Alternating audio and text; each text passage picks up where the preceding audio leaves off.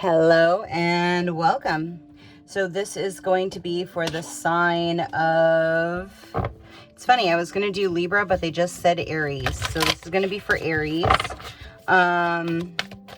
Wherever that placement falls in your house, you want to look at your planets and what is more dominant, what is getting you into your north node. What you need to learn, and we're just gonna pull up and see what they want you to know, what you need for insight. I don't know the why and how come, but we will see. That's it. That's it. Okay, thank you. It's like everybody's getting 5 cards. So clear, cancel, release, Gaia, self-acceptance, call into action, and intuition and downloads, right? So Aries, like, what are you hearing from the earth overall? Like, what is your internal guidance? Where are your hands are super powerful. They're kind of like tuning forks. They're vibrational frequencies that are emanating at co-resonance with the earth. And so with a little bit of focus, with a little bit of activation, right? If you don't know, you do this, you hit here, you allow your energy ball to kind of come through. And maybe you're supposed to help heal certain key points, certain key attributes on the earth, right? Maybe you've already been doing this. Maybe this has something to do with a past life of Native American ancestry. I don't know why past lives are popping in, but they are. I'm seeing it.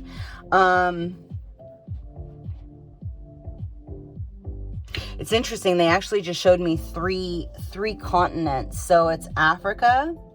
It is Scandinavia. And Native American.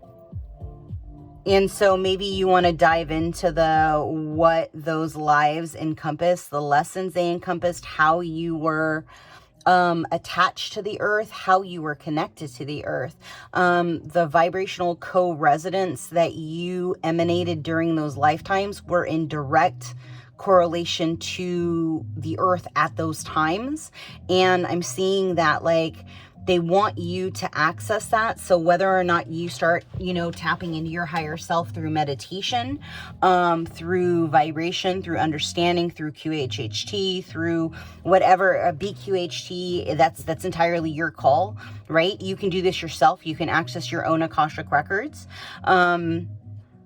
And you can see it, right? You may have manipulation in this lifetime where you were in Africa, only because it was a very powerful life and you had a lot of people that were very timid, timid.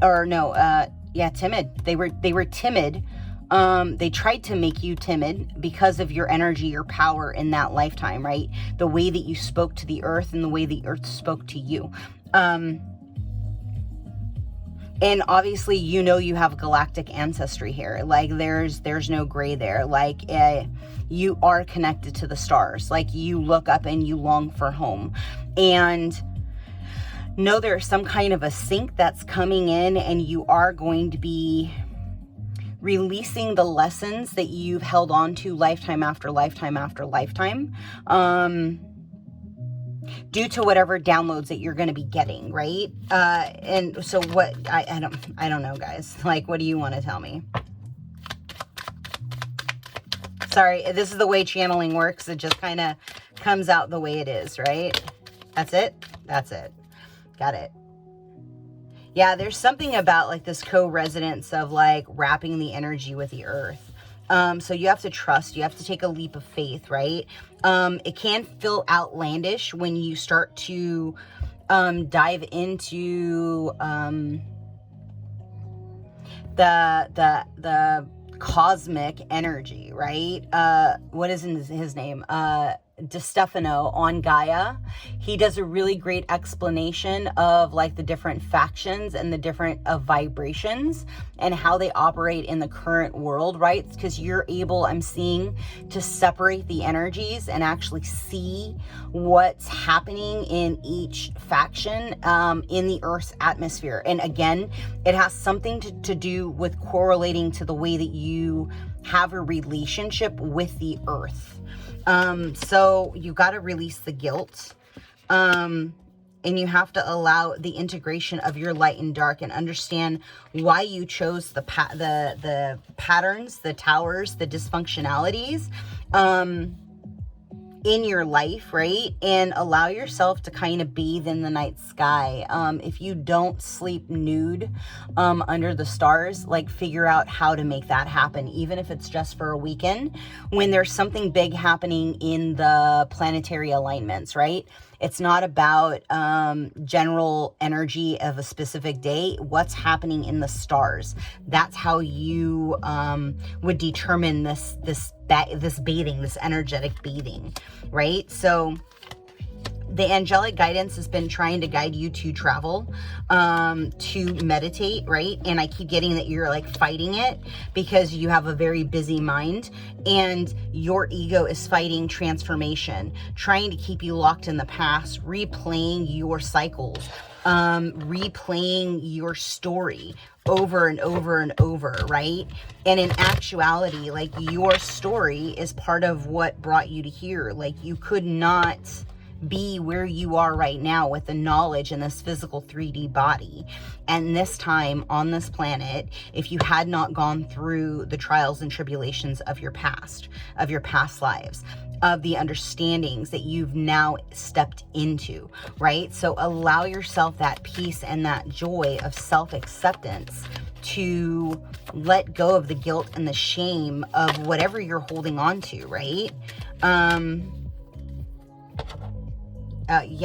Yeah. Oh, thank you. They're like, cover them. I'm like, okay.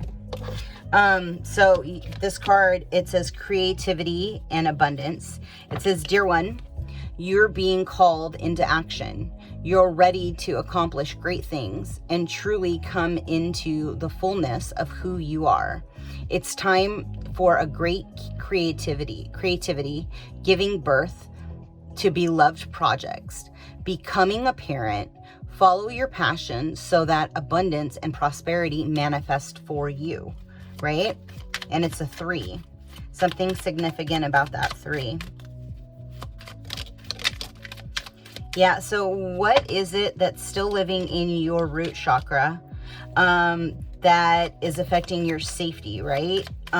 Where do you need to be more patient with self, with your destiny? You got destiny on the board twice, just FYI. With your true divine destiny, with your true divine purpose, right? The expression of self, your expression, I got goosebumps right now. With your expression of how you communicate with the earth, right? At what point do you release what people have told you is your life? And when do you step into your divine purpose, right? Where you are one with the Father and the Father is one with you. Where you are one with the Mother and the Mother is one with you, right? We all have masculine and feminine energies. The disillusion is of separation, that you have to be one versus the other. In perfect mastery of self, you actually float in between the doing and the manifesting, right? And the being. And through that duality of self, it allows you the ability to hold frequency so that you can then accept the grace that the divine is instilling within you, right? Because, oh, wow. Okay. They just said it's going to feel like you're being catered to energetically. Whatever that means for you, I don't know. But like, get with your guides, get with notes, like start unpeeling this onion of these lifetimes that are very significant to you. And the big thing that I'm being told is be in the vibration of love and pull in that, set the intention of love and getting out of fear or getting out of anguish or getting out of resentment, right? And then 2, ask to see your Akashic records that have been untampered with, right? You don't want, because there have been, if you're an old soul, which you are, because they're showing me it, you've had people in every lifetime that has been jealous of your gifts and your abilities. This lifetime is no different, right? They're there to create roadblocks so that you don't step into your divine purpose. And it's all a plan of manipulation and impediment, and see it for what it is and step into the vibration of love and ask your guides to heal and mend the impeded Akashic records that those forces, those impediments, those energies have attempted to do, right? Because the one thing that they don't realize, or maybe they do now, is that light is 100 billion times stronger than any dark resonance. And those vibrations are flipping on this planet. They're literally recoding differently, to where the older energies are no longer able to attach to vibrations of white light. And maybe that's something that you're going to do, right? As you go travel the world, as you talk to the energies, like you raise the vibrational frequencies, helping those lower vibrational energies like leave the earth, right? Because the truth is there are souls that have incarnated on this planet that are older than the vibrations that have been instilled in the mountains, right? They are incarnated in bodies because the co-resonance of the earth has to change. And so that's something that you need to tap into and understand, that that could very well be a core vibration of your mission, right? And so you want to ask self, my candle just went out. So that could very well be in resonance for you. So tap into your destiny with patience, right? Allow yourself to be in your higher chakras, and figure out what is still coming up in your root chakra that you need to release. Okay, so I'm going to leave that there. If this resonated with you, please like, comment, subscribe, and share. It's the only way that the information gets out there. And in truth, it can help another person that is going through the exact same thing you're going through, because you're not the only one that has had these 3 lives. There are a multitude of factions of soul fragments within your greater oversoul, right, that have experienced this life. And so that's something that you need to realize, and that goes through vibration, right? So thank you for watching, and I hope that this helps you. Be well and continue to be the light. Ciao.